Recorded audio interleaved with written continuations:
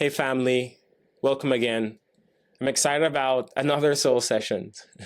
I think this topic that we're going to cover, or the topics we'll cover today, will be something that will be mentally valuable to not just leaders, but to people in their day to day. I want to turn it over to my guest today as he introduces himself. And as we like to say during this series, who are you outside of your job?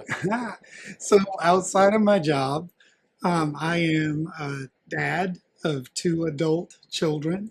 I'm a husband of 33 years to my wife. And most recently, I've been promoted to Pop Pop. My son and his wife have twin boys that are coming up on their second birthday. So our life is pretty busy. Beyond that, I am active in the community and really have a passion for people. So whether that's my own family, whether it's volunteering that I engage in, life always tends to center around other people. And it can be a casual cookout in the afternoon, or it can be volunteering with an organization. But things always tend to circle back to relationships. I love that. Thank you. And congrats, Pop Pop. That is an amazing, that is an amazing thing. Doug didn't share much about his work, but I'd love for him to also share about like, how did we end up here today and the work that he's been doing? And one of the topics the overarching topic that we're going to cover today is the signals you leave behind. How did we end up here, Doug? Yeah, so I started my career. I wasn't really looking for a career years ago when I walked into my first call center. I was looking for a job and found one. And along the way, over the course of the last 25 plus years, it turned into a career. So early in my career, I was with National Car Rental. Back before everyone was booking travel online, people were still calling to make those car reservations. And then life took me to a couple of other car rental places, and I ultimately ended up with Comcast and spent 24 years with them. Wow. Started as a call center supervisor, and the last role I had with them was VP of Support Excellence, where I led a team of over 4,000 people through various business functions. And also spearheaded, prior to COVID, spearheaded our work from home initiative. So it's been a long career with them. A couple of years ago, transitioned out um, during some reorganization and did my own thing. Started elevating everyone, a consultancy around leadership development, and have been really focused on working with groups of all sizes, including some individual coaching, on how we show up as leaders and how we can make a difference in the organizations that we support.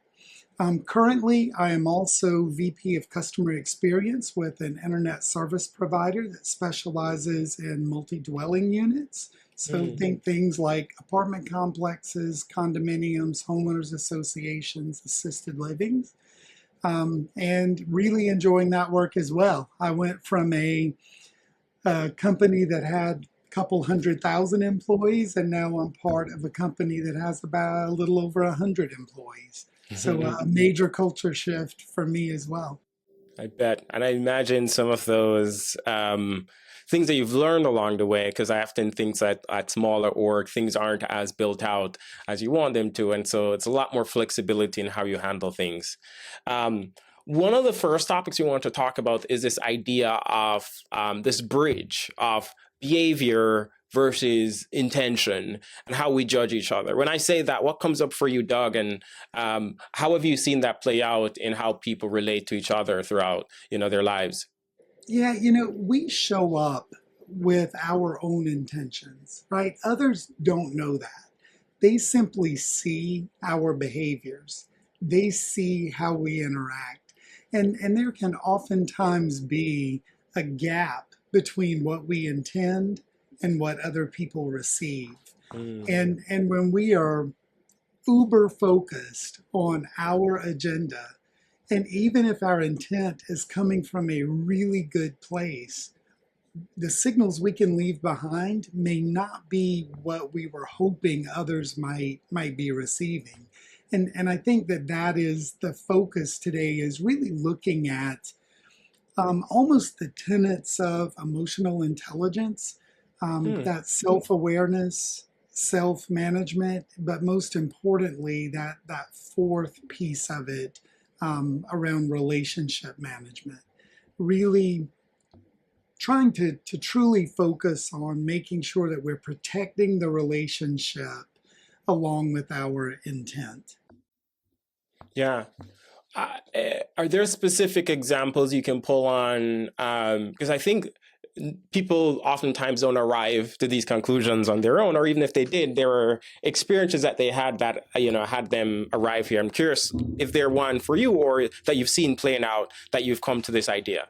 Absolutely. Listen, I'll tell on myself. One one that comes to mind, and this has been a number of years ago. I was with Comcast and had been asked to lean in on a project team that their primary focus was to launch a new initiative around supporting frontline support. So immediate escalations from our frontline team. And the project team had been working toward a solution for a while. But our business problems continued to grow because we just weren't seeing the progress that we felt was necessary. And my direct leader reached out and said, "Hey, can you lean in on that Hmm. and help?"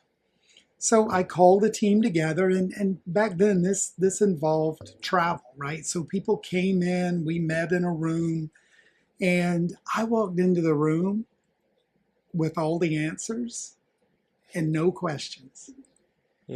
and thought my intent was to help, right? My intent was to take this thing that this team of talented people had been working on and help them get it on the right track, and really introduce some momentum and help them move it down the track.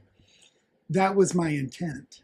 What they received was, this guy has called us here, and he ineffectively, what he's done is he decommissioned our track.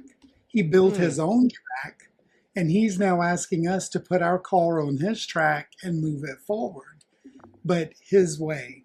And when I looked back on that, that is exactly what I did. Now, we launched it. It was a successful launch. Damien, we even had T-shirts for launch day. Like it was beautiful. There were balloons and cake and T-shirts, and this whole initiative effectively launched. And initially, the results were good, but Hmm. where it failed was I had fractured relationships. People were not bought in. I didn't follow any change management protocol or process or frameworks. I simply went in with, here's your answer. And if you're just wise enough to accept this answer and blindly follow, then we will have success. And initially, people did. But long term, people were not committed to the solution because they weren't part of the solution. Hmm. They were simply told, this is what we need to do. That is not the effective way to lead. It got results quickly, but over time, the the wheels started to shake, and we didn't have the sustained success that we were really looking for. That was some harsh feedback for me, right? And I got the feedback when I started digging into, where are things going wrong. Yeah. And how since have you start to like change how you approach certain scenarios that might, like what you're trying to accomplish, but your behavior might be separate from your intentions. I think it's finding that moment to pause and asking more questions, really seeking to understand. Like if I had to do it again, I would walk in that room and say, hey, I've been asked to lean in and support this team. What does support look like for you? Hmm. Right? Because I didn't do that. I framed in my own mind what support looked like. I never asked the people, Yeah. what does this look like for you? How can I support you? Yeah. And I think oftentimes that's what we do. We show up and we think we know what the other person, party, or team is looking for, and we assume that we're right in our assumption, and we never ask that clarifying question, what does this look like? As before we go on to the next thought, the thing that's coming up for me is like how we're talking about the intention. Number one, if you're on the opposite side of like not knowing someone's intention, how might we go about learning their intention? And how, if we're having something that we think that people might judge our behavior, how might we share our intention with them? Yeah, I think understanding others' intentions, the easiest way to learn is to just ask. Hey, I would like to align here on where we're headed. Tell me more about your intention. Or it doesn't even have to be that formal, right?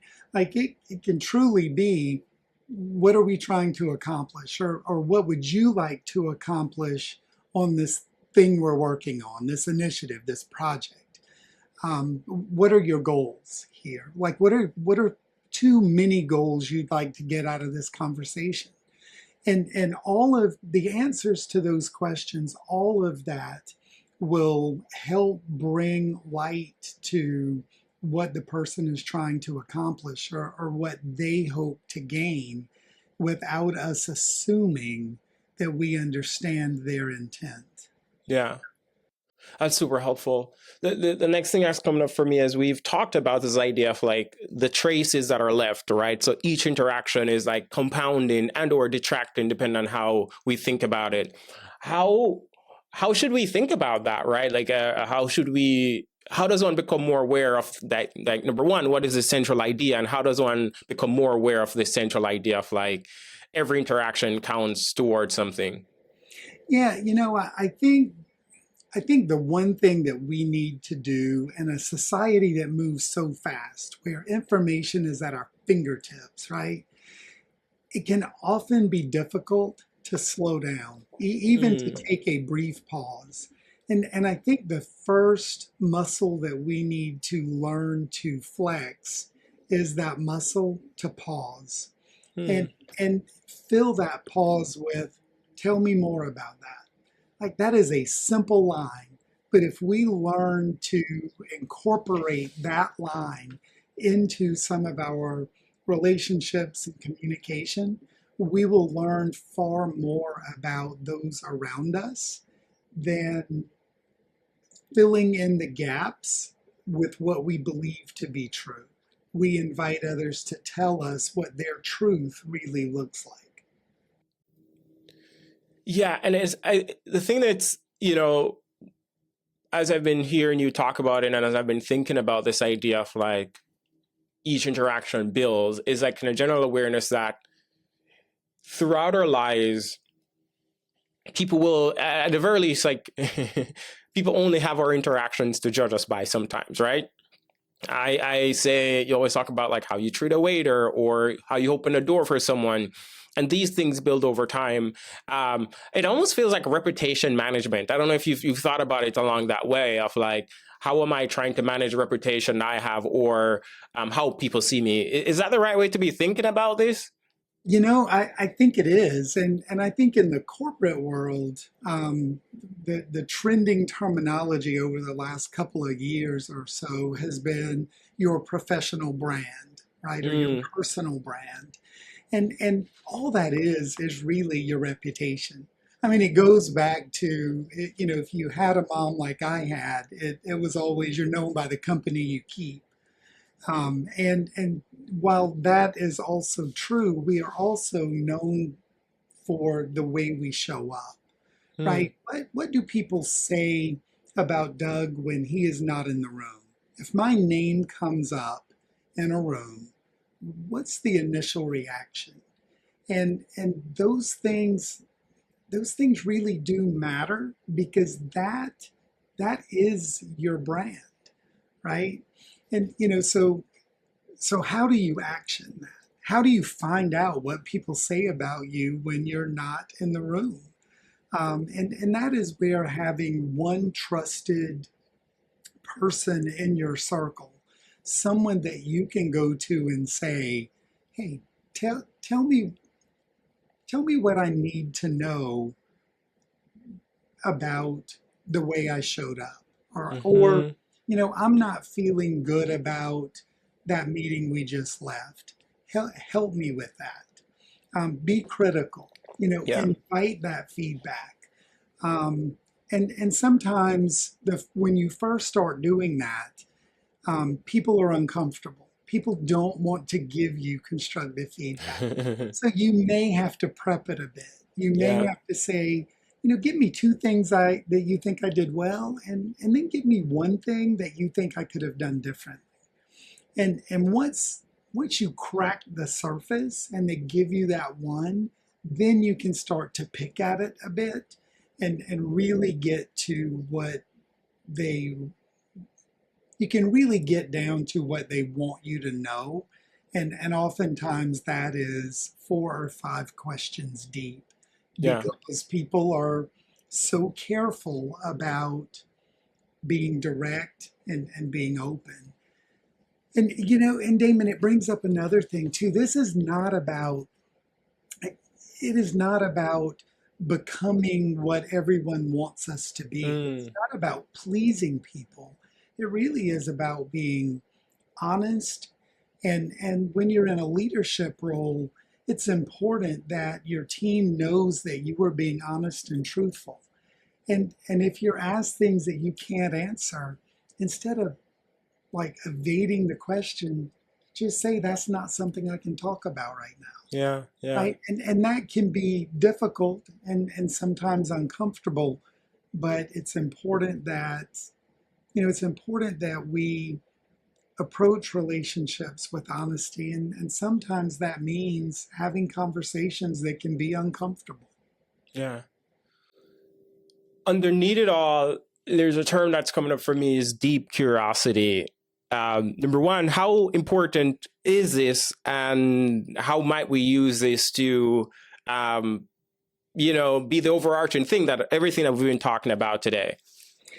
Yeah, I think so oftentimes challenges or problems or obstacles, they tend to get bigger and broader and they grow because there's misalignment, right? Mm-hmm. So one person shows up believing one thing, another shows up believing another thing, and there's the gap continues to get broader because we're not doing the things we need to do to understand. So we're filling the gap with more assumptions instead of with truth and reality. So I think it goes back to, those questions. Tell me more. What does success look like for you? How might we move forward? What would a compromise look like? Mm-hmm. Asking those questions and being intentional about asking those questions upfront and early. Anytime you're engaging in a new project, a new team, or even a status update, how do you think things have gone so far? And what would success look like from this point forward? Yeah. Yeah. Um, and when all else fails, tell me more about how you're feeling. um, where does this fall short? Because you don't want to get too many people's opinion, especially as a leader. Like, how do you decide when is it that like you're just listening to everybody versus like, okay, we have to disagree but commit sometimes. You know, I I think it's important that everyone always has a voice, but you also have to be clear as a leader that everyone may Mm-hmm. not always have a vote, right? Mm. So there's a time for a voice and a vote, and then there's a time for a voice. But as a leader, you may have to say, hey, I'm hearing your feedback, I understand your concerns. There are reasons that we are moving forward. Yeah. Here are the reasons. We can talk about them. It's not going to change the outcome. This is the direction that we're moving in. But if it helps to get it out, we can, we can put a pin in some of your concerns, and we can be watchful and mindful as we move forward to keep an eye out for those things. The first step toward moving forward is this, right? Yeah. Um, and not. I think what is probably most critical in those moments is not letting people believe that they have influence when they really do not. Mm-hmm. When people have influence, be clear, let them know you can influence the direction we're moving in. When that is not the case, don't let people believe that to be true, because one, it breaks trust, but two, it sets people up for disappointment. Yeah. Yeah. That's so good. Everyone has a voice, but not everyone has a vote. Doug, as we come to a close, I'd love for you to share one thing someone can do, or final takeaways for this week, and where can people connect with you? Yeah, so, I think one thing people can do if we boil all this down is just slow down. Even looking at AI, you can jump on Chat GPT or Gemini at any given moment and get an answer to anything that you're seeking. Um, but when you're engaging with other human beings and you are working through problems or challenges in relationships, whether that's at work or personal or civic organizations, pause. Pause and simply ask that question. And if the question doesn't come immediately to mind, go back to that standard. Tell me more about what you're thinking. Right? Mm-hmm. And then that kind of brings itself forward. How Yeah. to connect with me? I am on LinkedIn. You can visit my website, elevatingeveryone.com. And we will also be doing like a one-sheeter Mm-hmm. that has some questions for thought for people that might want to dig a little deeper into this. That'll be on elevating everyone /soul sessions. Yep. So but we can get that link and then maybe include it in the description or in the comments. Amazing. Well, thank you, Doug, and thank you again for these great words. So much great takeaway. Thank you all, folks. Thanks for having me.